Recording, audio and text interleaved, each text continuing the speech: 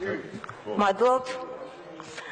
მხოლოდ ინტელექტის და საღი აზრის ატროფიად შეიძლება ჩავთვალო ის, რომ დღეს, როდესაც ამ დარბაზში ვსჯელობთ რეზოლუციაზე თავისუფალი მედიის შესახებ, თქვენ იჭერთ სტუდენტებს და ტაბულას დირექტორს მხოლოდ იმიტომ, რომ ისინი პოსტერებს აკრავდნენ გაზპრომის წინააღმდეგ. ეს რაც შეეხება თქვენს ახალ მიღწევას, რაც შეეხება თავად რეზოლუციას ამ საქმეს და რუსთავი 2-ს. ერთი ისტორია მინდა გაგახსენოთ. ზუსტად 10 წლის წინ რუსთავი 2-ის ნიუსრუმში ვიღაც გაფიქრებული კაცი შემოვიდა და იკითხა ის, რაც ახლა ეთერში გადის, საიდან გადისო. ამ დროს ეთერში ერთ-ერთი ოპოზიციური პარტიის აქცია გადიოდა. ჩვენ ვიფიქრეთ, რომ ეს ადამიანი იყო მძღოლი, რომელმაც მოიტანა კასეტა და საეთეროს გზა მივასწავლეთ. შეწუხებული კაცი, ჩვენ რომ მძღოლი გოგონა, სინამდვილეში აღმოჩნდა ქიბარ ხალვაში. ის საეთეროში შეიჭრა და კაბელის ძებნა დაიწყო, რომ ეთერი გამოერთო. მაშინ კომპანიის დირექტორი სამარცხვინოდ გამოაგდეს იმ საეთეროდან. ქიბარ ხალვაში დღესაც ამ კაბელს ეძებს, რომ რუსთავი 2 გათიშოს. ის ყოველთვის ხელის ბიჭი იყო, მაშინ ოქრუაშვილის ხელის ბიჭი, ახლა ივანიშვილის. ქიბარ ხალვაში ერთ-ერთი სამარცხვინო ლაქაა ტელეკომპანიის 21 წლიან ისტორიაში, მაგრამ მე ამ საკითხზე აღარ შევჩერდები. მე მინდა ამ ისტორიის საამაყო ფურცლებზე გიამბოთ.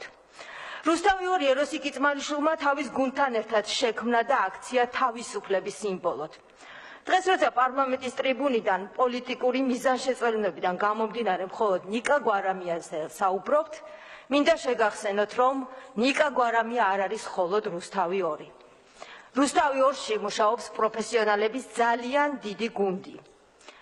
გიორგი ლაფერაშვილი, თენგო გოგოტიშვილი, თეო გილიგაშვილი, დავით კიკალიშვილი, დავით კაკულია, დათია ტრაპაიძე, თამარ ბაღაშვილი, ეკა გაგუა, ათობით შემიძლია ჩამოვთვალო.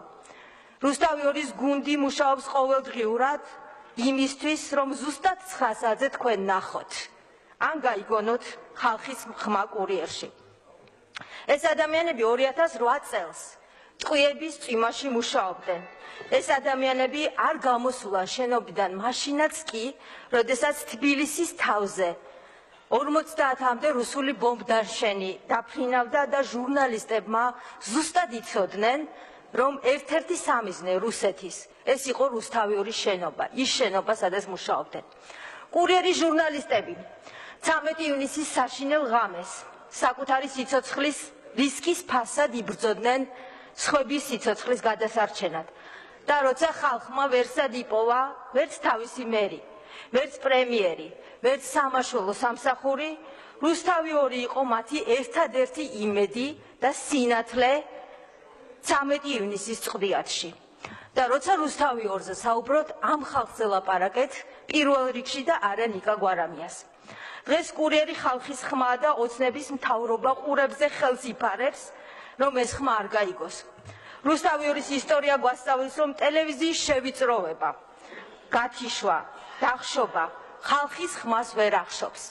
ეს ხმა არის ძალიან ძლიერი, ის არღვევს ჯებირებსაც და მთავრობასაც, რომელიც საკუთარი მოქალაქეების წინააღმდეგ გამოდის. 2003 წლის 22 ნოემბრის ღამეს მე ვკითხე პრეზიდენტ შევარდნაძეს, სად მიდიხართ ბატონ პრეზიდენტო და მან მიპასუხა სახლში. 2003 წელს ჩვენ ვაშუქებდით ჯანსაღი.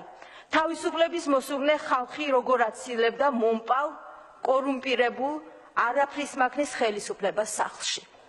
და ახლა მე სრულიად დარწმუნებული ვარ, რომ რუსთავის 2-ის სწორედ ახლანდელი ასეთი შემადგენლობა გააშუქებს, როგორ წაბრძანდებით თქვენ, ასევე უნიათოები, უუნაროები და მავნებლები სახლში. იმიტომ რომ რუსთავი 2 არც ერთ ხელისუფლებას არ შეუქმნია. ის ქართულმა საზოგადოებამ შექმნა და აქცია ამ ქვეყანაში სიტყვის თავისუფლების, დასავლური ღირებულებების, პროგრესის სიმბოლოდ. რუსთავი 2-ს რკინისკაცები მოუნელებია, შეგახსენებთ ისტორიას. და დარწმუნებული ვარ, რომ საყდრისის ოქროსგან გამოდნარ კაცსაც არ დაუხრის თავს.